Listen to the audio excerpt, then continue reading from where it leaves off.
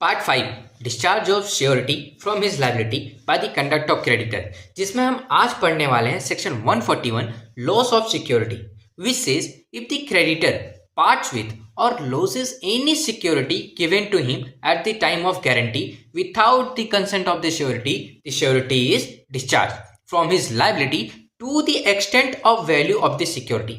मतलब जब surety contract sign करता है या जब गारंटी लेता है उस वक्त अगर प्रिंसिपल डेटर क्रेडिटर को कोई सिक्योरिटी जमा करता है तो उसका फायदा श्योरिटी को भी मिलना चाहिए, चाहे श्योरिटी को सिक्योरिटी के बारे में पता हो या ना हो।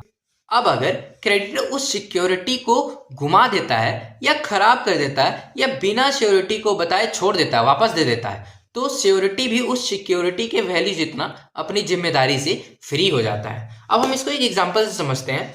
बी ने ए को 10 लाख का लोन दिया, सी ने गारंटी ली।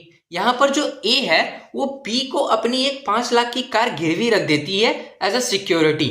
अब अगर जो ए लोन नहीं चुका पाया तो बी जो क्रेडिटर है वो पहले उस कार को बेचेगा, उसके बाद जो बचा हुआ पैसा है वो सी से वसूलेगा।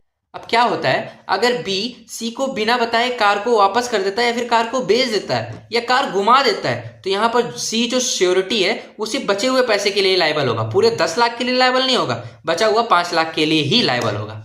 तो आज के लिए इतना ही। थैंक यू फॉर वॉचिंग, मिलते हैं अगले वीडियो में।